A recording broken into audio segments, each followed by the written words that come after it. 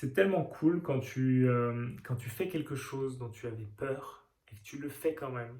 Et derrière, tu réalises qu'en fait, c'était con comme tout. Il n'y avait vraiment pas besoin d'en avoir peur. Et, euh, et au fur et à mesure, en fait, tu t'autorises de plus en plus à aller derrière tes peurs, à faire les choses qui te font peur.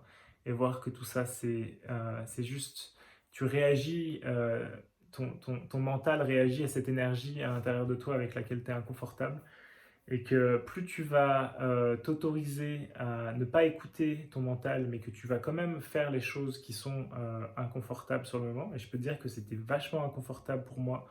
Euh, Hier, par exemple, juste avant mon live sur Facebook, j'ai ressenti une énergie très inconfortable. Je ne m'attendais pas à ça d'ailleurs, pas à ce point-là. Et j'ai dû méditer plusieurs fois pour vraiment accepter, accueillir cette énergie. J'étais waouh, je me sentais pas en harmonie. D'ailleurs, ça se sent peut-être un petit peu au début du live. Et c'est ok, c'est pas grave. Le fait de le faire quand même, eh ben, je me sens fier de moi. Je sens que j'ai avancé dans la direction que j'ai choisie pour moi-même. Je sais que faire des lives, faire des séminaires, faire des vidéos, parler à plein de personnes, c'est quelque chose que j'ai envie de faire et que la meilleure version de moi-même, elle fait naturellement, sans peur. Et donc du coup, les faire quand même, même si la peur, elle est encore là au début. Et petit à petit, reconditionner son subconscient pour juste tout simplement incarner complètement cette nouvelle personne qui fait ces choses-là naturellement, sans en avoir peur et tout.